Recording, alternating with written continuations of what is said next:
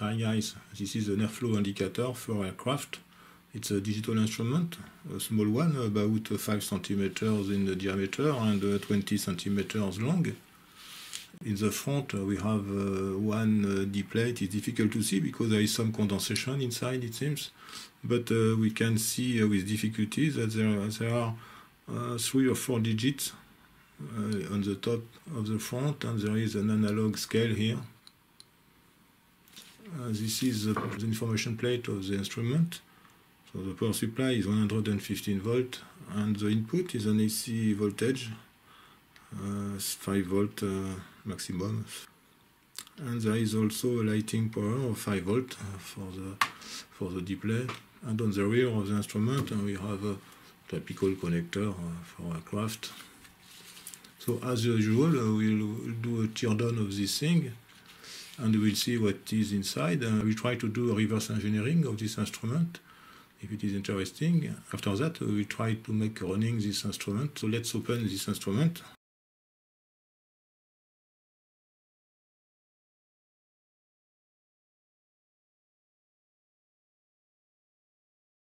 It's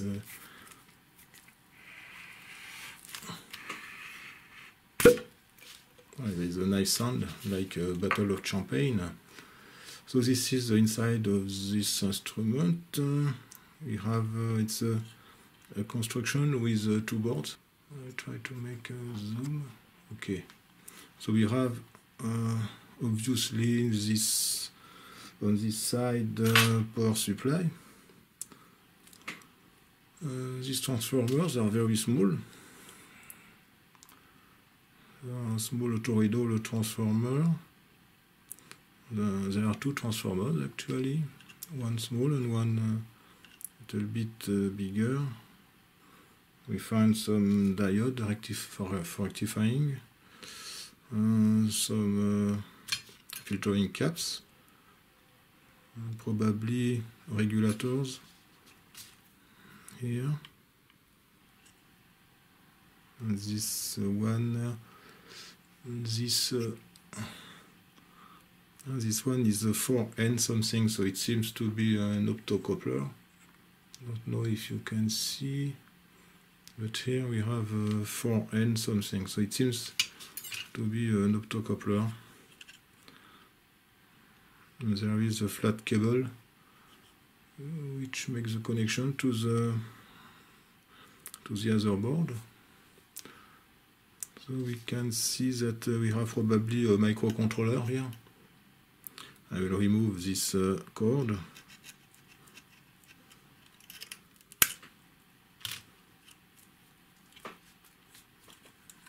Okay.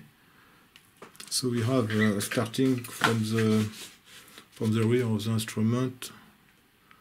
We have here an LT 1079. Probably an op-amp.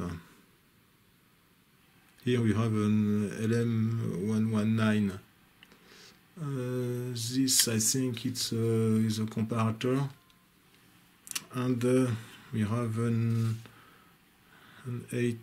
deep 8, which is an LT 1078. So probably also an op-amp. And here we have an AD 7548. This seems to be a DAC.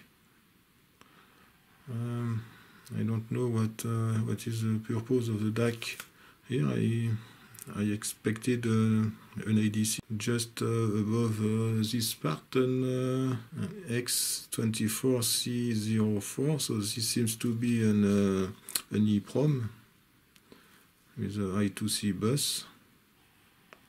And we need to remove this connector, so I will cut also this little cord. Anyway, I don't need, and I will remove gently this header. Okay, so we have here a Maxim part. It's Max 69 691. It seems to be also a supervisory circuit. It looks like the same part like in the EGT there was an AD 694, so maybe it's the same series because it is close to this microcontroller. So you need to remove the sticker. I don't know what is this. What is the family of this microcontroller?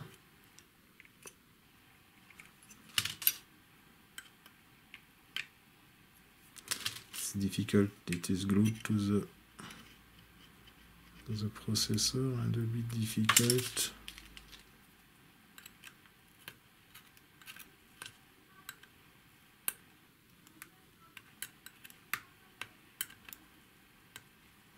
It's very difficult to remove. I will try with the pliers. Okay. But we can see actually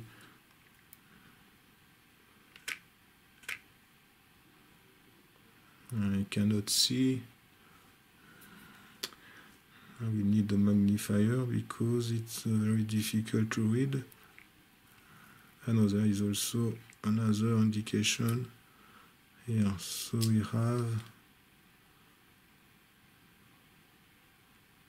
it's a it's a small 87C7, okay, 751. It is the little version of the 87C87. Okay, so it's the same family than the 8051.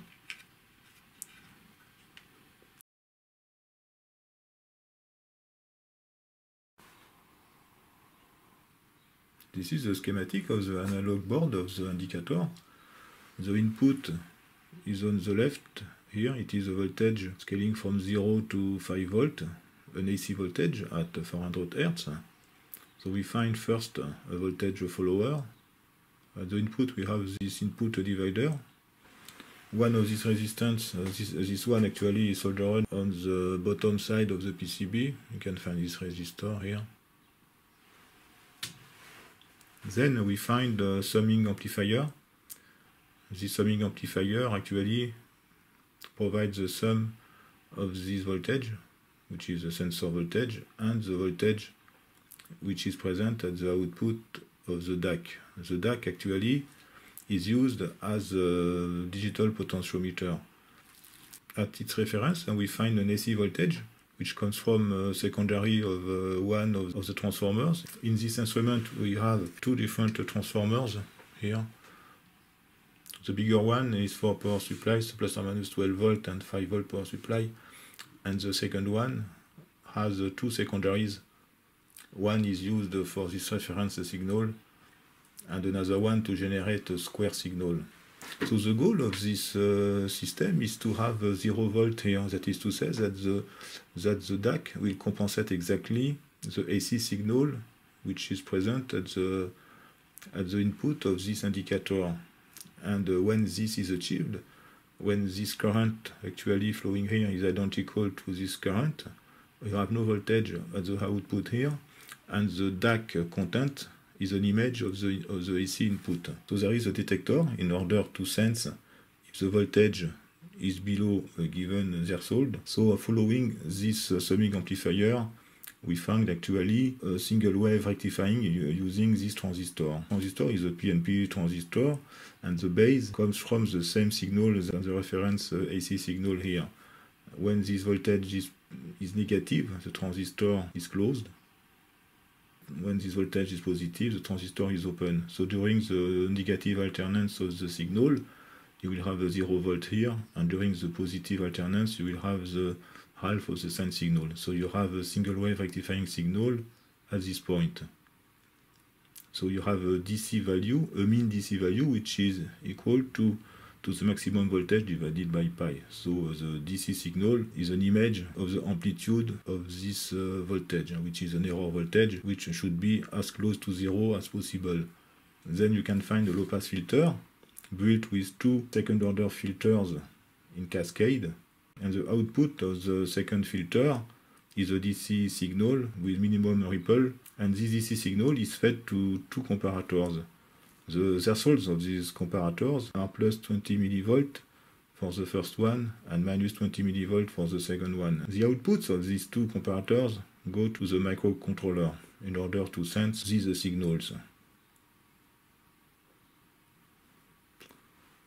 There is an adjustment of the reference of the voltage in order to scale this system. This is a schematic of the digital section of the board, which is present on the left of the board. You have the microcontroller, you have the supervisory circuit, which is here, you have here an SRAM, which is a non-volatile SRAM, and you have the DAC here. So the microcontroller is here, the display connector here. So you have here the 8-bit bus for the DAC. This microcontroller works at 4 MHz. So you have a supervisory circuit on the left here. This supervisory circuit provides a watchdog timer. So one I/O of the microcontroller is used to reset the watchdog, and if there is a failure, the watchdog will provide a reset of the microcontroller. So you have the non-volatile SRAM here. There is a capacitor for the power supply in order that if there is a failure of the power supply, there is enough voltage to store some data into this SRAM. And the storage of the SRAM is directly connected to the power failure output of the supervisory circuit. We can find on the bottom of the page a part of the power supply board. The power supply board is here. There is nothing special. There are inside three regulators, one for the plus 12 volt, another one for the minus 12, and a third one for the 5 volt power supply. Okay, and this transformer is used for these power supplies. And there is another one here, a small one, which I represented here. One secondary is used for the reference signal, and the second one is used to generate a square wave or something like that at 400 Hz. So this signal goes to the microcontroller, and this signal is activated if there is a short circuit between these two terminals which are present on the rear connector. So I don't know what is the purpose of this thing. Maybe if you have an idea, you can leave a comment. Now I will try to make running this indicator. This is the display of the indicator. You can see that there are 4 bulbs for the backlight of the display. The bulbs are like this one. Unfortunately, the 4 bulbs are totally dead. So I have destroyed the glass of one of them. So I have soldered a small SMT LED with a 50 ohm series resistor. So this LED is efficient. There is a good luminosity. So I will make a try.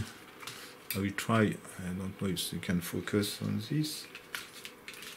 So I will apply a current of 20 milliamp. Okay.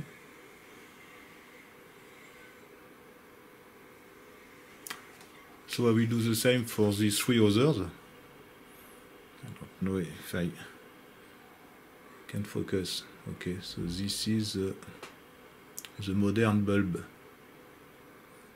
So I think someone has applied more than 5 volts on this bulb, maybe 26 or something, I don't know. The 4 bulbs died.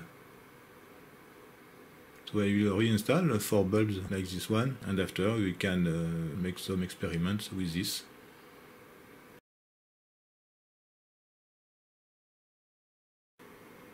So I have reinstalled the 4 LEDs instead of bulbs, and it seems to work.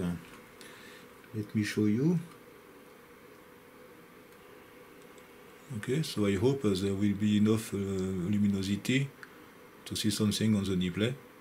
So I will reinstall the display and try to make some tests. So this is the setup of the measurement of this fuel indicator. So the fuel indicator is powered using this transformer. This is a transformer normally to convert 230 volt into different secondary voltages. So I have used the 10 volt secondary voltages that I have connected to a power amplifier, this kind of stuff. The input of the amplifier is connected to the function generator in one channel. The other channel is connected to the input of the indicator.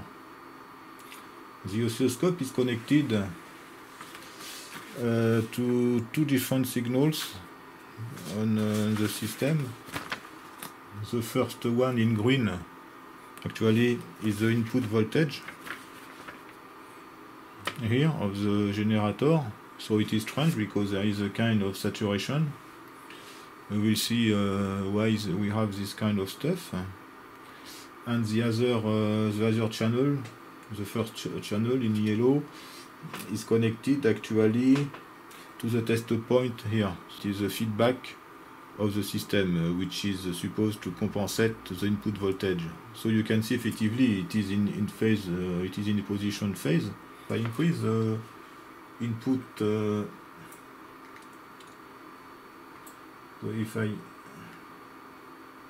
if I change the input voltage, and you can see that effectively the compensation voltage follows the amplitude of the input voltage. The display works more or less. We don't have any indication. You have some display, but it is a little bit dim, and it is not a value. I think there is maybe a problem with the zebra of the LCD, and but the analog display works a little bit. You can see that you have an evolution of the indication, but after there is no indication at all. If there are several segments at the same time, there is a problem. So I think there is a first problem in the LCD itself. I will try to take apart this display to see if there is something wrong inside. So first we have this problem of input saturation, because normally if we see the schematics, there is no reason that we have a problem here, because we have a diode which limits to plus or minus 12 volt, but here the amplitude is 1.5 volt, so something like that. There is maybe a problem with the op-amp itself. So what I can do first is to cut this, to remove these diodes. I will do it by I will cut one terminal of each diode. I will do this right now, because the diodes are just here. So this is my first schematic for the reverse engineering. So the diodes are just here on the bottom right of the board. So I will cut one terminal of each diode to see if maybe there is something wrong with one diode.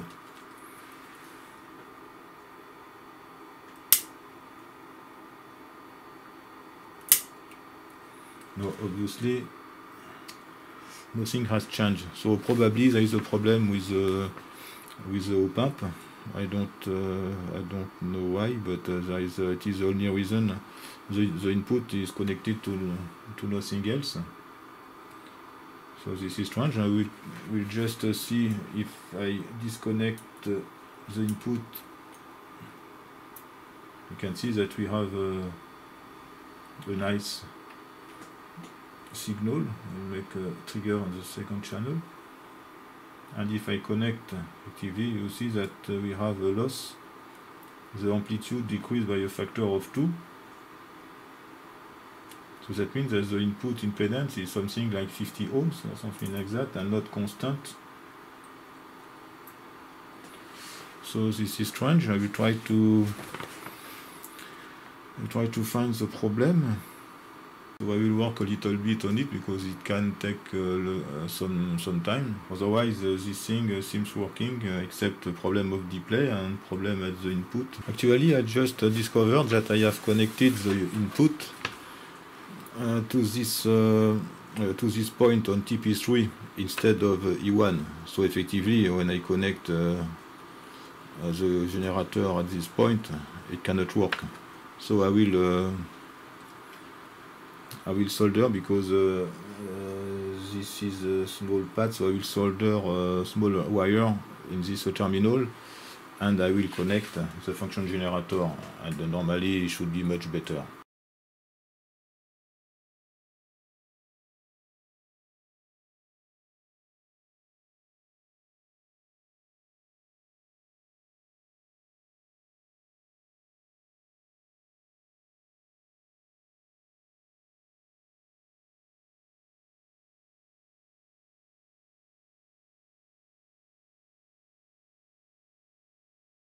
I think I made another mistake. Yes, I have soldered the wire on E4, not E1.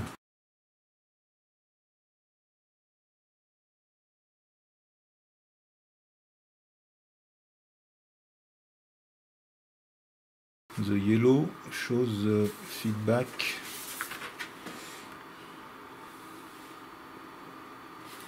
Shows this signal here. Yes, because I didn't. I have to turn on the power supply. Okay, this is much better. Okay, so you can see that we are perfectly in phase.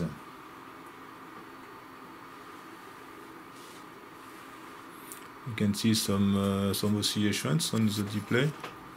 This is normal. It is a firmware loop. The control loop is controlled by the software.